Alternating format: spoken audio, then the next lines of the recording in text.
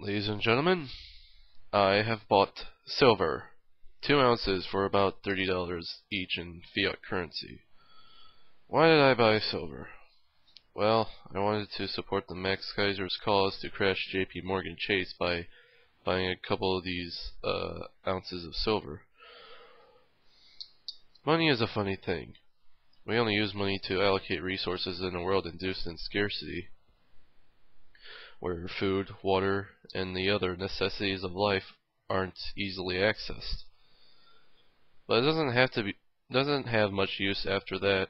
I mean, I can't eat this silver dollar. Well, I probably could, but it's not going to be good for me.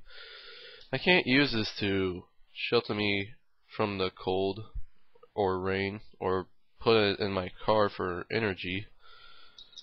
If I were a chemist, then I'd find more uses out of these pieces of silver. The value of money is what we perceive it to be. The real value of money is what we can actually use it in.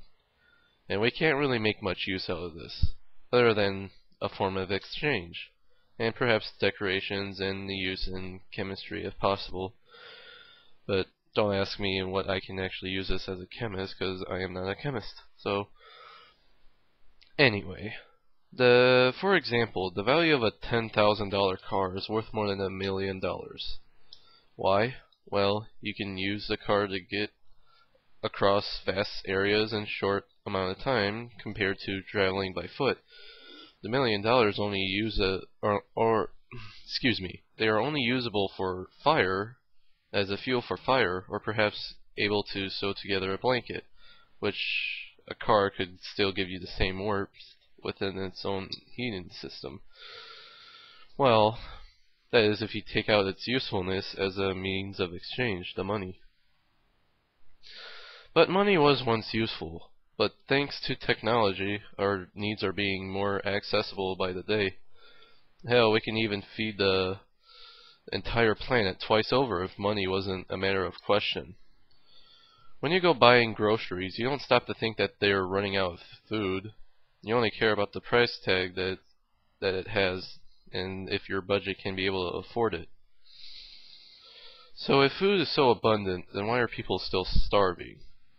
This is because the currency system is becoming invalid.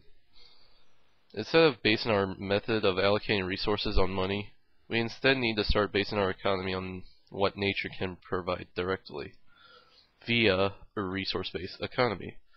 This is why I'm a proud member of the Zeitgeist movement, and I advocate the Venus Project, which I'll go in more detail another time for another video. Going back to the major bank bullshit. So, what about crashing the major banks? This major bank. Well, the system is inherently going to collapse. We base our capitalist society on infinite growth on a finite planet. This society that we live in is like a boil. It hurts for a long time untreated, and it'll eventually pop on its own, but it would be best to have a doctor treat it sooner than later and get it over with, and the pain will then recede sooner than if you left it alone. So go buy silver if you haven't already, but don't buy anything that you can't afford to get.